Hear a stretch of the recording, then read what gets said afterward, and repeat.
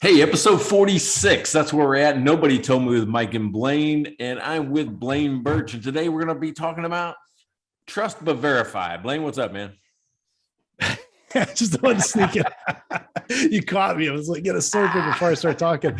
No, I'm good, man. Number 46. And as you can see, I was just reaching for my beer. What are you drinking today?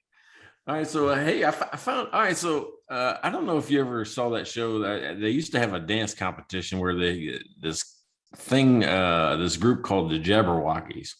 They were super awesome, right? And they ended up with a Vegas show, won the competition. But that's what drew me to Lone Pint Breweries. Double or not double. It's an Imperial IPA called the Jabberwocky. So it doesn't look like the guys that did the dancing. It looks like a hop with teeth and wings, almost like a bat. That's cool can, man. Yeah, it's kind of a cool can. Yeah, they got a kind of a cool logo too, right? It looks almost mystical there. You know, Lone Pine Brewery in Magnolia, Texas. So I went right back to Texas this time. What about you? Well, today I have a very different brewery. It's got a really cool can as well. This is called Instigator. And if you look on the side here, you can see how dented and smushed it is. Yeah. It's because I opened my beer fridge and this fell on the floor and I thought I better drink this now that I dented it. So I'm going a little further afield here. This is actually from Toronto, Ontario. I don't know where in Toronto, but if you're in Toronto, you might want to go check out Instigator at Alehouse. So I've got a Toronto brewery this week. That is nice, man. This IPA is nice. Hey, all right. So the guy on that can that you held up, for those that can't say, he's got kind of a tanned skinned or weathered skin, dark.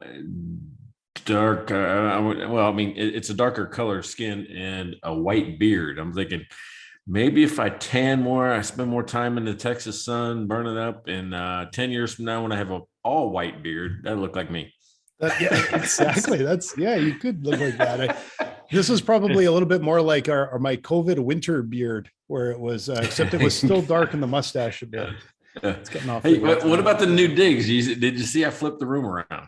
No, it looks awesome. I really like the angle, and I honestly would have thought you're in a different room, except I could see the doors that you installed that were unpainted, and I'm like, oh, same room. Different angles. Hey, why are you going to call that out? So I have unpainted doors in my office. All right. So first of all, I mean, they were solid core doors. I wanted glass doors, so I flipped them out, but I still haven't got around to get them painted. So I've got unpainted doors on right now. Instead of unpainted, just call them natural. You don't have to paint them anymore. Yeah, that's right. Yeah. They look beautiful.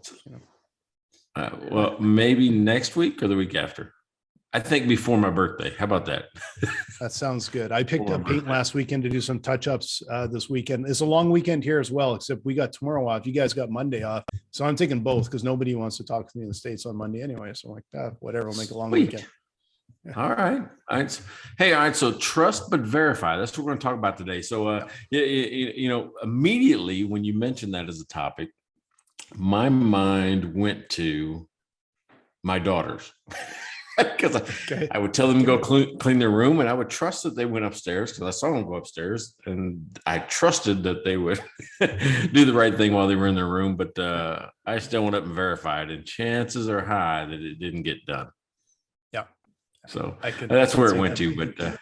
But tell me about why is this topic important to you? What do you want to talk about today? Because I did some research on this actual sentence. Okay. And it's got an interesting history. Okay, because I did not come up with that from any history or research. I just spewed it out. So you'll be educating me on what that actually means. But you get thinking, like we've had over the years, like last 20 some years, I've been really fortunate to have extremely good employees. Really good teams. The team I have now is outstanding, but there are the odd exception over the years, and so that's one of the things where I think it highlights when sometimes the wrong fit exits.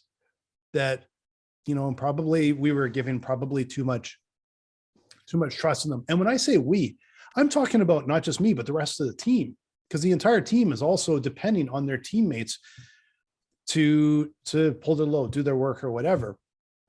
And so that's one of those things that I think with some of those, sometimes there's other examples I want to get into that are quite different than what I'm sort of down this track, but that's sort of the starting points. The first thing that comes to mind to me is, how do you pick up sooner that maybe there is a wrong fit in the company?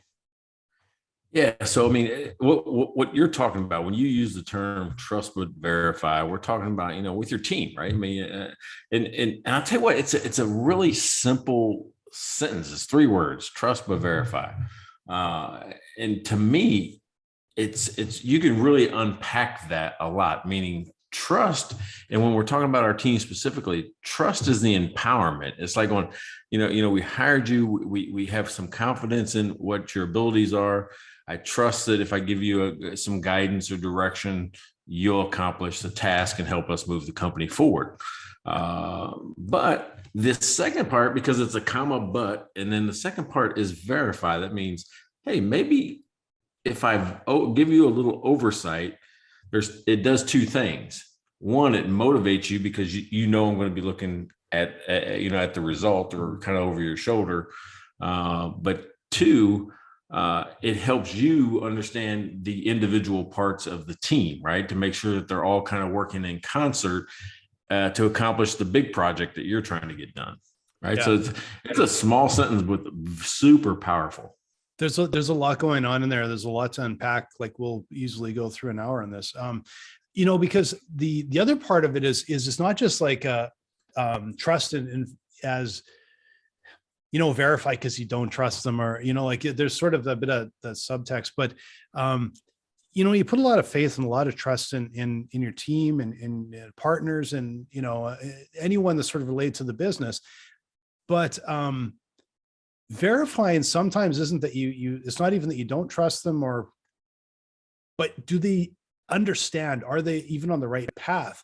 So they, you might trust them, they take that trust, they go, but you might find out, like you said, in the bigger picture, they're off a notch, they're off a bit. And so, let's get this back in so the team really syncs like a well-oiled machine. Yeah. What's funny is that we're several minutes into this, right? And there's probably some people out there screaming at their phones or screens right now, like going, you guys haven't, addressed the elephant in the room. You haven't, thought even about this trust but verify, and everybody wants to go to Ronald Reagan and give him credit, right? That was kind of his thing. That was how he normalized Soviet-American relationships, right? He's like, hey, I'm going to trust you.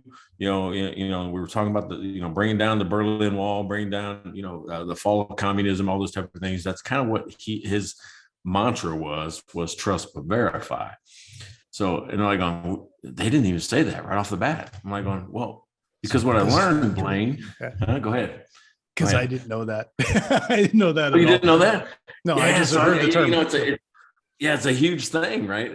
Down in America, people know that. Like, oh yeah, trust but verify. That's Ronald Reagan said that all through the 80s. Okay. Right. So leave it to the Canuck to come up with a phrase. I've heard the phrase before, didn't know where it came from, just kind of seemed to make sense. So, okay, interesting. I was not thinking down that path. Yeah, but here's the thing. He's credited with it more than anyone else, but he learned it from a professor, and the origins of the statement is actually Russian. Right. So so this is what I learned. This is what makes it so crazy, is that it's actually, and they can't figure out who said it first, but it's a rhyming sentence in Russian. I guess if you say it, and I can't say it in Russian. I mean, me, I can barely speak English. I do want to hear you try though. I don't know. Vladimir. That's vodka. That's the most Russian I know right there, right? So, but it's here's the thing. It's either Lenin or Marx. Okay. So it has a socialist or communist origin, right? And they were talking about, trusting the worker, but verifying the worker's work. Right? It's basically what it means. It has, putting faith in the Soviet worker, but also verifying that they're doing what they're supposed to be doing. Yeah. So it's quite ironic then that Ronald Reagan actually took that. That's a really interesting. Isn't that crazy, right? So he takes a Russian socialist saying, right? And I guess when you say it, there's a rhyme. It's kind of a, I don't know if it's paraphrased or whatever it is, but however they say it, that's what it means. And he learned it from a scholar, that was either one of his advisors or one of his teachers in the past, and then applied it right back to the Russian, the Russian situation. I don't know if he did that on purpose, right? Yeah. If he did, that was actually really a lot more clever than we give him credit for.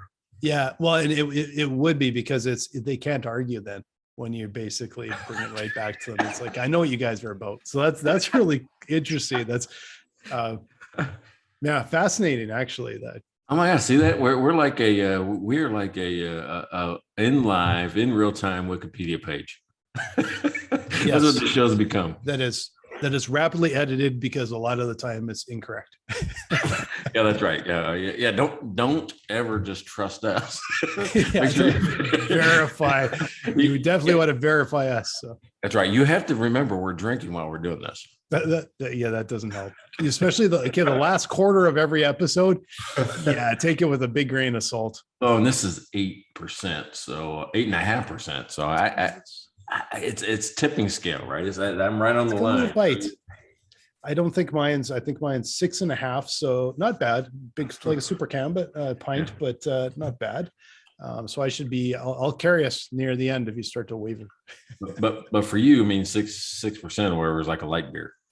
That totally is. Yeah, it's not one of my 10 and 12s that I've been known to mistakenly partake of in our show. So, all right. So let's dig into that sentence. All right. So I'm going to let's either debate, discuss trust, because to me, trust is a mathematical equation, right?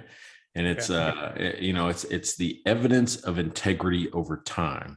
And what I mean by that is, the more often you do what you say you're going to do, you're in the place you say you're going to be, the more trust I have, right? So to me, it's a mathematical equation. And then, of course, when you break that, it goes backwards. So it's an add to trust or take away from trust. And I tell you, nobody in the world tested my faith and trust more than my daughters. They I would say, but I thought you were, Katie's house. How did you get to Portland? Something like that. How did that happen? Or something like that.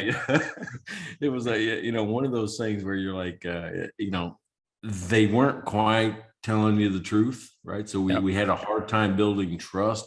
And to me, as a parent, and I started with parenting, we can go into otherwise, friends, business, and otherwise, but it was harder for me to give up the reins, right? Because I never felt like I was getting the full story. Matter of fact, I still find out things that I didn't know then.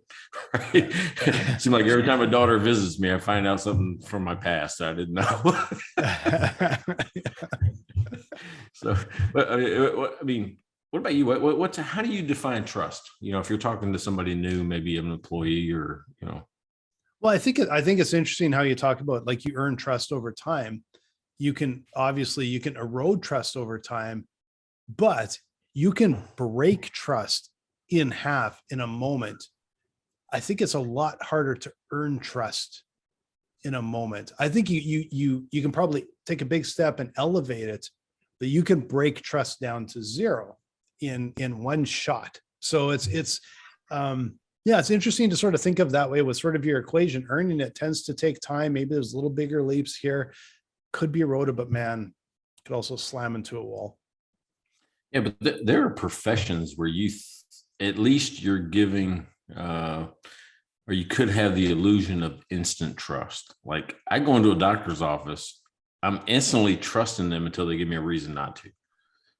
I have firefighters show up at the house during an emergency. I trust that they're going to do what they're supposed to do to solve an issue. Yeah. So, I mean, there are certain, I think, professions where you apply a lot more trust instantly than maybe just, I'm buying a new software. I guess, yeah, because you're kind of going on the credentials on their you know, and I guess that is something that on even with people buying from us, they want to, you know, how do they gain trust in us, and hearing from our customers and looking at our credentials and how long we've been around and reviews and all these things. But again, that takes time. We're making a judgment call on some of the you know, the people that, like you mentioned, you're kind of giving them instant trust until they break that trust. But I don't know, like how it's interesting how, like you said, like a firefighter shows up and I'm going to assume, yeah, they probably know what they're doing. If I walk into Home Depot, I'm going to assume the opposite. I'm going to pull the old Ron Swanson. And if they walk up to me, I would be tempted to say, I know more than you, because usually they different people have eroded my trust over the years. And so now it's like, you can maybe help me find what aisle something's in, but I really don't want your advice. Yeah. Yeah. I can see that. Right. What about, you mentioned reviews. What about social proof, right? As a way to build trust. I mean, how much stock you put into those?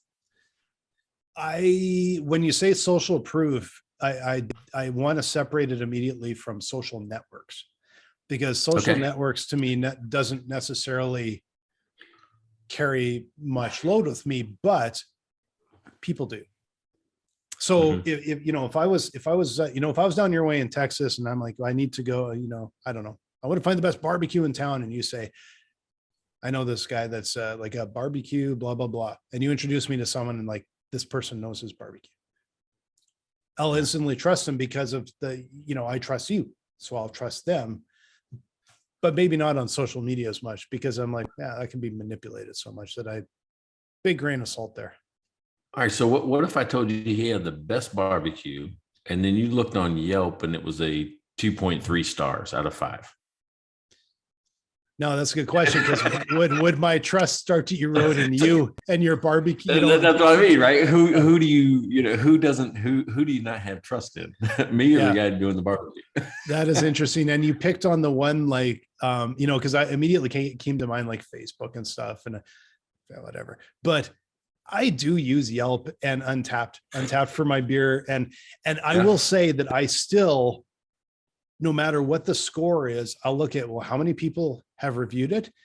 And I still have a fairly big chunk of wiggle room. But like, if it's like 1,000 people have reviewed and it's a 2.5 star, no, that's enough, right? That's enough for me. And if it was like 5 star and it was 100 people or 1,000 people, I'd probably think there might be something there to check out, right? So I guess I'm just kind of blew up my own argument right there. Well, I rely pretty heavily on that, right? I mean, you know, my dad had a rule, says, hey, never eat in a restaurant there's no other cars, right? It's one of those things. So that's such social proof. If it's full and you're waiting in line to get in, you're like, oh, well, it's pretty good, we might wait in line, unless I'm really hungry. I do the same thing with Amazon too. I look at products, and you know, I do take into account how many are there. You know, if it's 6 products and you know they got 3 stars or whatever, I'm like, you know, 6 reviews, and then I go read, because there's only 6. Yeah, I go read all 6, and like, you know, the packaging was terrible. I look at what they didn't like. Yeah, and make it. But I only want to see like a couple hundred reviews, because anytime you see a product that has like 10,000 reviews, and I just learned about this recently, and I don't exactly know the mechanics, but there can be products that they'll sell a product super cheap and build up the reviews, and then they can somehow swap it, or they sell it for ultra cheap at the start, get all these reviews, and then jack it up, or they'll do something really just to manipulate the reviews, because they get so many and they're so good at the start. By the time they start getting some bad ones, they mix in. So I'm like you a little bit. Like, I go straight to the bad ones because I want to see what they're about. And there might only be a handful, but usually like, yeah, okay, that person's pissed off, but that's dumb.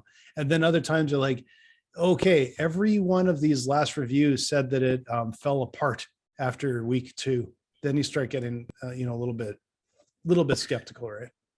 The other thing I look at is the date. All right. So I'm evaluating an app right now to kind of use here with my consulting training business. And the app I'm looking at, I went to, the only place I found really a lot of reviews was on Facebook. but there was only 25 reviews, and it had like a 2.6 stars. Yeah. Yeah. And then I'm looking at it, and it's like from 4 or 5 years ago, and they were all, they probably had a problem with the app. There was probably bad quality or whatever, but I'm not experiencing or seeing the same things they did. But the thing is, there was no reviews in the last 4 or 5 years. And I'm like going, well, that's a little weird. But I know as being an app developer, a lot of times if I don't ask for reviews, I don't get them. You don't get them. Yeah. Well, and when there's very few reviews, I always know they're going to be basically negative, because if you don't ask for them, the only people that ever go review, you could have 10,000 sales that love you. It's the one person that got mad about something. And the thing that drives me nuts the most is when, they go and complain about, see a review, you think it's about the product, and then you read the review and it's like, it showed up late. Well, they weren't, that was Amazon, or that was that had nothing to do with the product, like that drives me nuts. Interesting when you talked about the restaurant though, like one of our favorite restaurants, we go there like literally probably 3 times a week. We love it. The food is great. They got really great beer menu. They got, baristas doing the coffee. The food is unbelievable. And across the street, there's a restaurant. We've been to it before. It's fine. Mm-hmm. There's always a lineup at that one. And I look at it and go, this is a way better place. But I kind of get the feeling that they don't really want to do anything because it's all regulars. Like 80% of the people are regulars. You see them like they're there every day, right? And it's almost like they don't want people to know, because it'll actually make it tough for the regulars to get a seat. But it's so funny because I'll sit there and think, you guys are lining up for a little bit above average. And I kind of sit there kind of like, oh man, like they're missing out and they'll have no idea. And it just kind of makes me realize like there's that crowd mentality. There's another one in downtown Scottsdale. I walk by, like we'll bike down there and then we walk by. There's always a lineup. And I think it's because where it's situated on the Ave, all the tourists go there and everyone knows where it is. And it somehow has got really good reviews, and I've eaten there a couple of times and it's like, that's fine, whatever. But there's probably 15, 20 places I could say are downtown that have as good probably better, way better food actually than that. What is the one that's across the street with the line? Do they do more advertising? Are they on some of those, things to do in Edmonton? They've just been around for so long. I know like 30 years ago, or when my wife and I were probably still just starting to date, 28 years ago, whatever. We would go there because there was almost no other options at the time. They've just been around so long, and it was good. Like it was, but I would say it's fine. Right.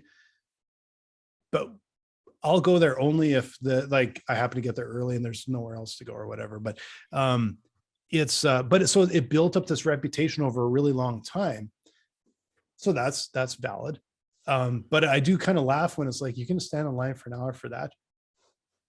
Okay, good for you. I'm not going to name any names because I don't want to throw anybody under the bus. It's a nice restaurant. But it sort of illustrates the point that even that sort of crowd mentality, I don't really trust. Like I trust, I'll try a place once because I've heard it's good or whatever, but you do find that people, what they say, what Yelp says, sometimes they can be pretty wildly off. Not probably with the 2.5 star, but more with the just good reputation, but some kind of have one that they probably don't quite deserve, and others that probably aren't quite where they deserve to be because a bit of that mob mentality.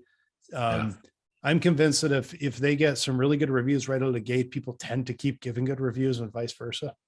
So that's a tough way to be. Well, let me ask you, who besides your podcast partner are you leery of? Only in the terms of barbecue. I'm questioning your barbecue taste now. Who am I leery of? We talked about like firemen coming to your house during an emergency, or a doctor's office. You have instant trust. There's got to be the opposite side of the coin. You're like going, Yeah, you're gonna have to show. Like, who are you more skeptical of? First of all, I'm not 100% sure that if I walked into a doctor's office, I just give them carte blanche. I have a tiny bit of skepticism there. Dentists, I used to just be like, yeah, you're a dentist, you're good, whatever. And then one time I tried a new dentist and I think it was 3 fillings.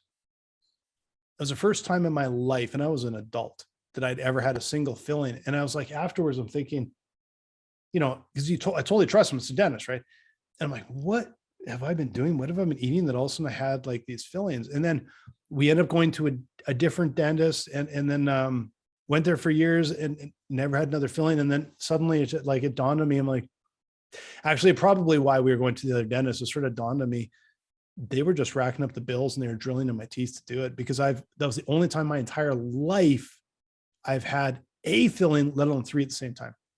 I'm telling you what, in the 80s, it's the only time I had fillings. Are you kidding me? Like, when my teeth are the strongest, the youngest, probably the best ever, that's when I haven't had a cavity since and I'll call out his name because he's not with us anymore, but Dr. Quincy. Ever since he, I stopped going to him, I haven't had a filling. I haven't had any problems with my teeth. Yeah, that's how he paid for his kids' college, probably. So I don't want to throw Dr. Quincy under the bus, but there was a feeling I got too. Like, I can't prove it, but I'm like, yeah, that seems beyond suspicious right there. And so I have a healthy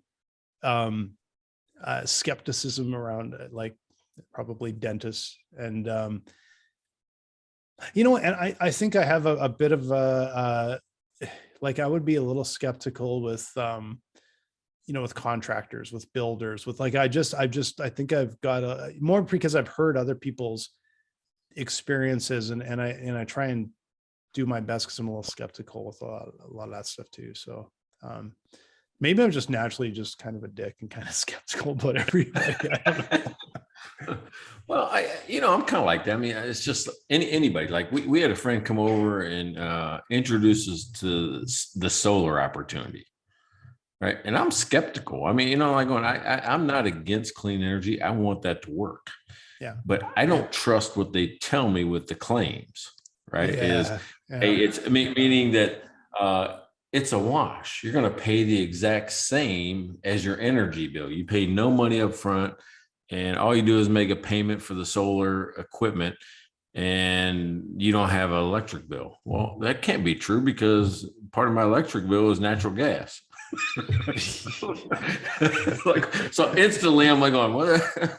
I'm going to have still a bill from them. Yeah. But here's the thing, right? They leave out the fact that, well, they try to tell you there's a return on investment in like 5 or 12 years, or whatever it is. I don't even believe that. When I did the math, it was 20 years to break even, right? Just from the dollars to dollars. Even with increases in energy prices, it was break even at 20 years. And I could show anybody that asks, I can show you the spreadsheet I did. Yeah, and I think it's payment and all that stuff. That sort of comes down to the creative accounting or creative math, where it's, they'll probably take best case scenario and they kind of amateurize it, and it doesn't quite add up. We've had people approach us, especially down in Arizona, to throw solar panels on a roof. And I'll tell you, the thing that gets me right away is, you're not drilling into my roof, because I don't trust those guys to install it. And I'm going to have a bunch of leaks. And okay, I saved $4 on my power and I got to get my roof redone, like that kind of stuff. I'm like, that's my own skepticism, and it's probably a big dose of it, but I'm probably not like, I've never experienced that. I don't think any of my friends have experienced that. I bet you I'm not too far off. Like, that could easily be a problem. Well, that's another reason I never put in a skylight or anything else. I'm like, roof is sacred. Yeah, exactly. We just don't mess with it. Roof is sacred. We don't mess with the roof. Yeah, that's exactly what I'm that's you don't want to play with that. That's playing with, I was gonna say playing with fire, but it's kind of playing with the flood more than anything. Yeah, well, it could be fire. I don't know. Never know. And so we're trusting. So what about in an app, right? Because both you and I have been in the app world. I mean, how do you build trust? Right. What are some things that you build trust with your app? Now, I kind of Yeah, changed it because you wanted the topic to be about the team. And I went to the brand first, and then I want you to come back to the team and building trust with the team and the same thing. sure. Yeah, that's yeah, I guess when you're, but that's a good, it's an interesting way to look at it. Something actually I'll probably talk with the team about is that sort of trust but verify. They're going to be skeptical about us, you know, of course, like, because we talk about all the time is like, we're not into it. People have heard of Intuit. There's a reputation. They've been around forever. They're enormous. So people will give credit because I guess it's been earned over that time, right? With us, they haven't heard from us. They haven't heard of us. Yeah. And so how do we overcome that? And to us, it's very much trying to be as transparent as possible. White glove treatment. You will talk with a team member like a person. We'll walk you through. We'll give you help. We'll because we have to overcome those trust issues, and it can be a challenge. And then we love to have when our customers speak for us, when we have case studies and quotes, and we probably don't ask for them enough, but it is you probably have to build it up through a lot of channels, but then as a business you kind of have to nurse all those channels, and that's tough because that takes a lot of time. And you know, we're a small team serving a lot of customers, and you know, we like to talk with them more than twist their arm to give a review or whatever, right? Yeah. I mean, you mentioned Intuit, and I think QuickBooks, and I heard an awesome statement about QuickBooks recently in the past month. It was like you can't out QuickBooks. Okay.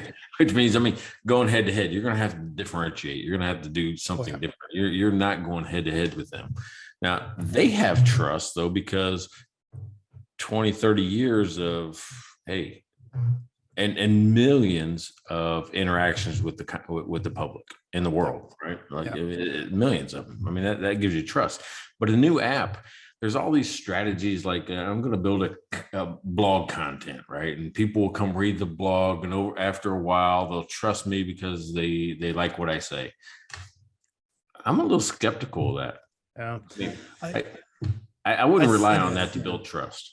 No, I don't think that. I think that maybe is how people would find us, but I don't. They may have the tiniest little bit of trust, enough trust to kind of look at what we do, and try and find out more. They're not going to trust us as a company based on that. They're going to, or our software based on that. They're going to want to, you know, have a trial and set it up and talk with their team and you know, have those experiences. I think so. It's a lot harder earned, but you know, I look at Intuit and I don't think they don't just like coast through life now. Like they're, you know, I know because I've talked with many people on the Intuit team, and I know they're talking with their customers all the time and doing the follow homes or whatever they call them, and you know, just always talking with their customers, learning from their customers. As a multi-billion-dollar company, you can learn from that. Like these guys are not mailing it in. They want to lead the industry, and they want to continue to lead the industry. And so they're always talking with their customers. And yet there's, you know, I'm sure you've heard people that complain endlessly about QuickBooks. Like even now you'll hear about someone like QBO, blah, blah, blah. It's you know, it's, you know, it's got all these bugs and that. And I'm like, well, when was the last time you looked at it? About 11 years ago. Oh, so, you know, like 6 months after it launched, you know, so, you know, you get that negative part of a reputation can last much, much longer. And maybe the same thing else, you know, with the breaking trust can be much more dramatic than the length of time to earn it. That's funny you say that, because I did a presentation at Scaling New Heights in Orlando last 2 weeks ago now, I guess. Yeah, 2 weeks ago. And one of the things I told the audience was that 97% of the people that have a problem with you or your app or your service won't tell you about it. 97% of them. And I'm like going, well, thank God, because I can only deal with the 3% that I got. And I don't even like them. Here was the proof that made me think about that, right? So my grandmother's 96, 97 years old. She lives in Orangeville, Illinois. Orangeville's a town of 200. people, right? In middle Illinois. And I'm sure that 200 years ago, 4 people went into a cornfield and knocked some stocks down and said, here we're in Orangeville, right? it's only grown to 200 in 200 years. Because there's nothing there, right? It's maybe 5 buildings downtown. There's like a bank, a little bar, a meat shop, and something else, right? And they just finally got a convenience store, gas station outside of town. But she goes into the bank, right? And I'm with her. Well, it's a few years back. And when we walk into the bank, I'm kind of walking behind her, and she's looking over to her left at this guy sitting at the desk. You've been in a bank where you got the desk up front, kind of the teller and the booth in the back, or the whatever that is, and just staring at him. Well, he's on the phone. He's busy, right? He's on the phone. He's talking like that. She's staring at him, and she walks up, does her business, gets some money out, deposits some money. I don't even know what she did. She comes back out, saying, that main aisle, in and out. He's still on the phone. He doesn't look at her, but she's staring at him. We get outside and she tells me, "Did you see that?" I'm like, "What?" What was I supposed to see? You made a transaction.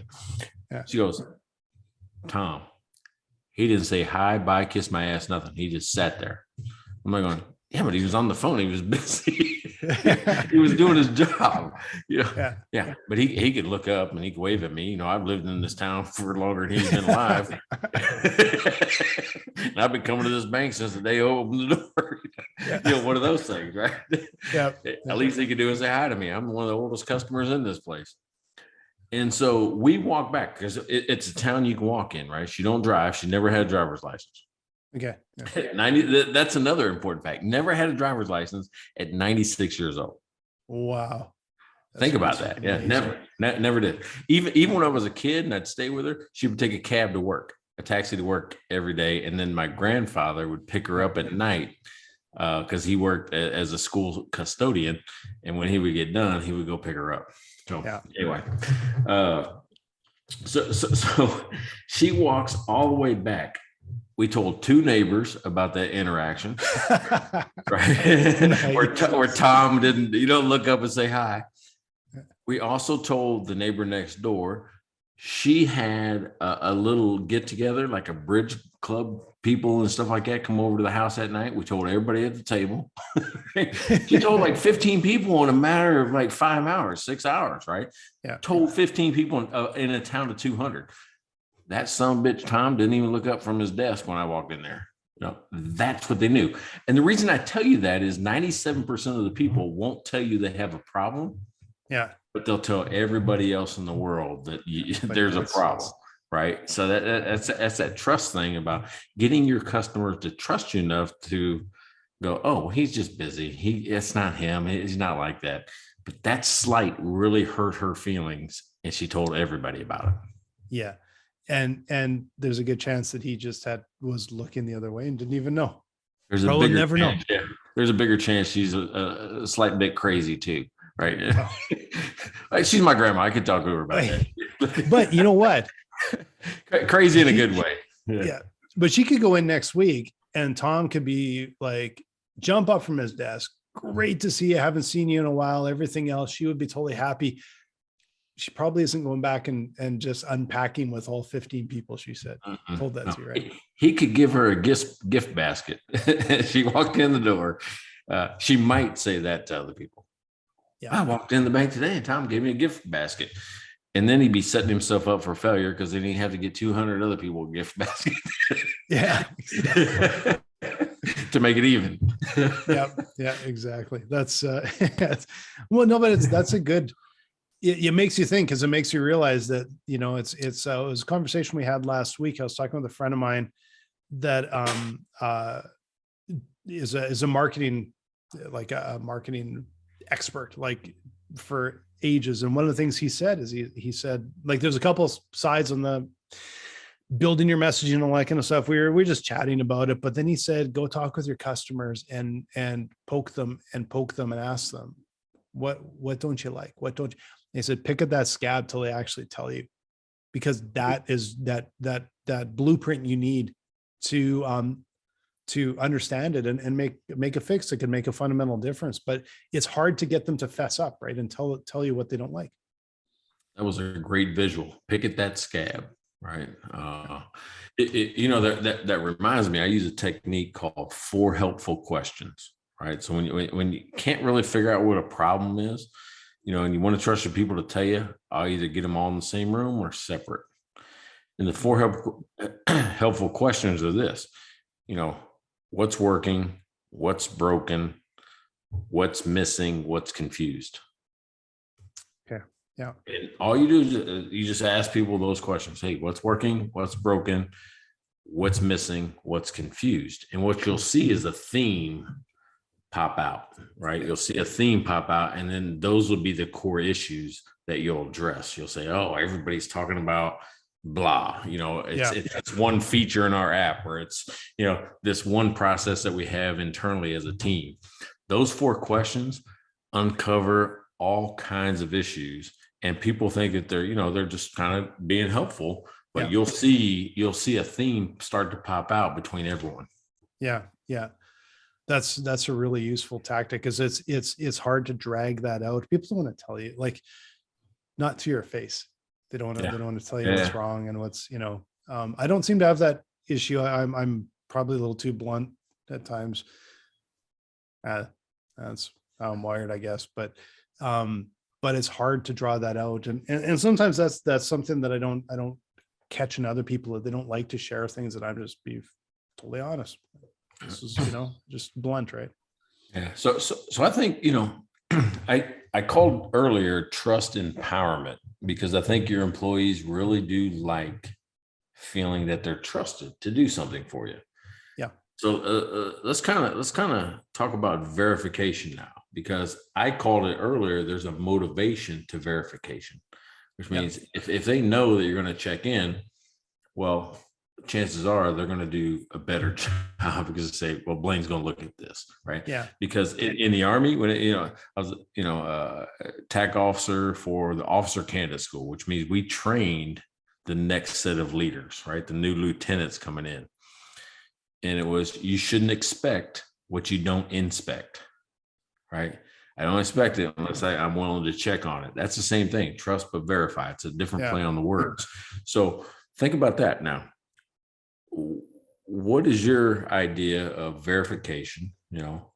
And let's talk about like the good and the bad, right? I mean, when could it be bad?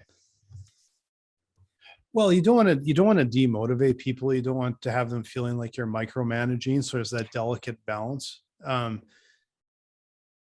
I think on the other side, that verification, like you said, it's the one side where it's like, hey, I know they're going to look in, it keeps them honest. They know that you're going to verify.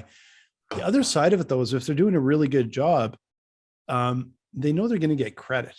Because that's the other side of it, though, too, is that if they never hear anything, it's a little bit, they can feel like they're working in a void. Like, am I doing a good job? I really don't know. I think I am. I'm not totally sure.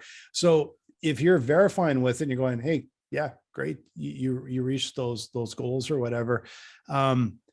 I think one of the best ways to do that is to have some sort of metrics. So we use a lot of metrics in our business, and we're always trying to figure out what is the right metric to really keep on top of things. But also it's from our side to know, like my side, okay, is it working, and we're verifying, and their side is giving them a goal that they're trying to reach and they're getting credit for. No, but you just addressed something. I mean, it hit me right when you said that. I said, man, I've looked at verification in that sentence differently. Because the way you just said that, my mind went to acknowledgement, which was, it's almost like a pat on the back, words of affirmation, like, well, hey, I verify, you did do it. A nice job. I acknowledge that you did exactly what we expected.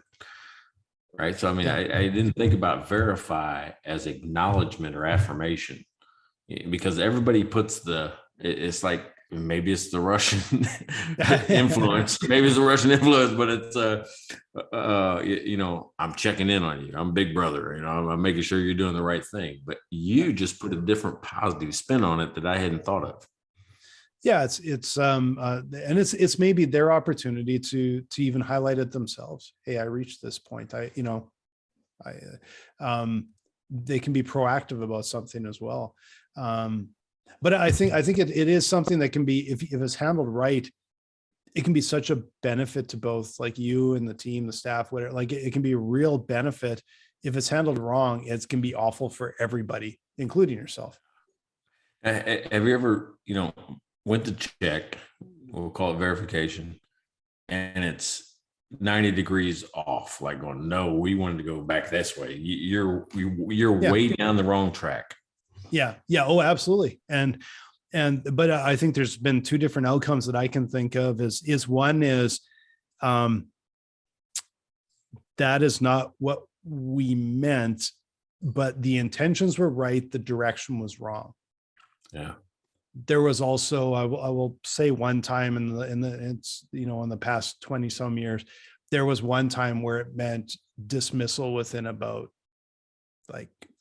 20 seconds after, and there was no argument. So that was the other side of it, is that there, so that was like a 180. That was completely wrong. So there's, variances in there too, right?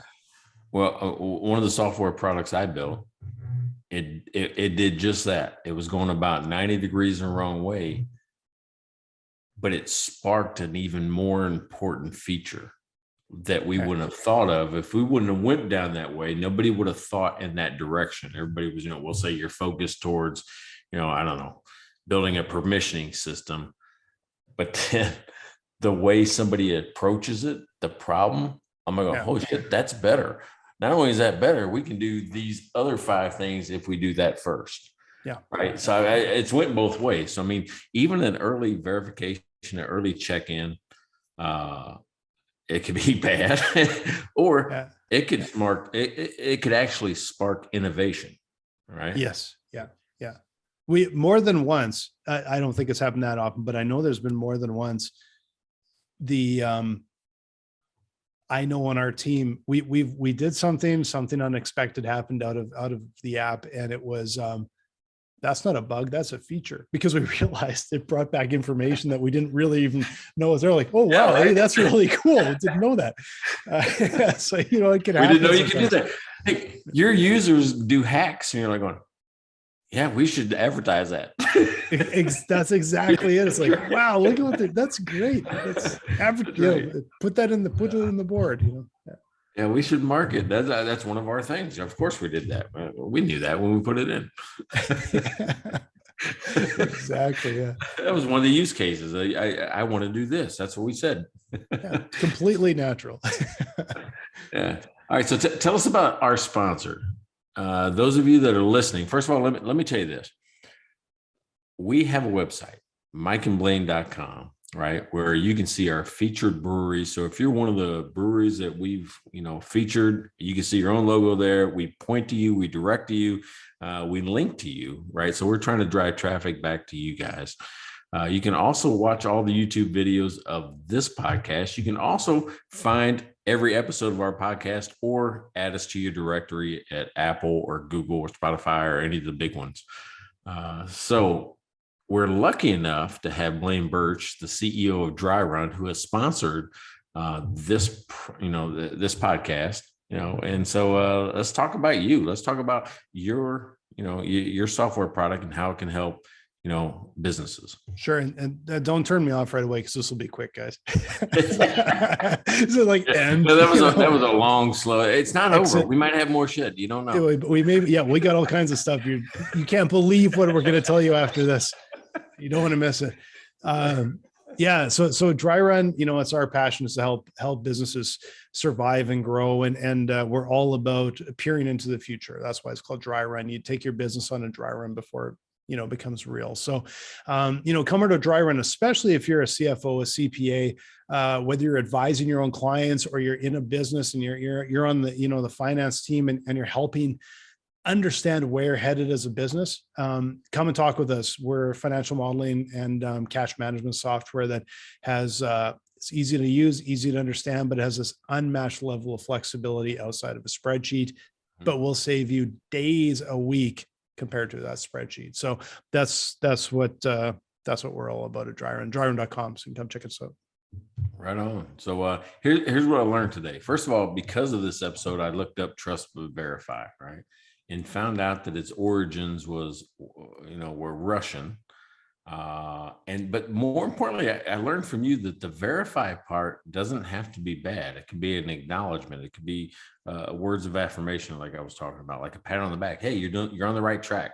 And I think that adds to the motivation of trust. What'd you learn? I think it's talking through this. It was a good sort of reinforcement how important it is to verify, but that it takes systems and processes. It can't just be hairy fairy.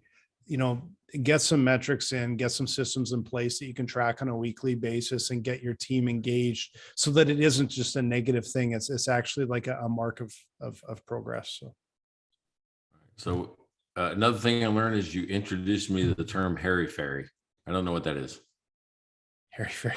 I tell you, I get hit every once in a while, especially like about 5 times every winter from my American friends that because you guys apparently don't know what a gong show is either. So there's always something that gets missed. Right? We had the gong show. Kids of the 70s know the gong show. What are you talking about? They should, but it seemed to be, I don't know, most of my American friends don't say, but it's a saying up in Canada. So, and just giving her, I will tell you all about that sometime too, because that's just a classic. You actually did.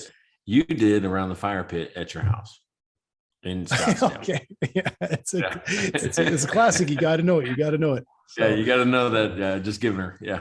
All right. So, hey, this was episode 46. We are a couple of episodes away from wearing that T-shirt that I can see part of right behind you. Yeah, we're getting close to the 50 mark where we're going to wear T-shirts, and you know what? We're at episode 46. So again, we have featured what should have been 92 breweries, but is 91 because I did a duplicate last week by mistake. And so CJ got a little extra bump there.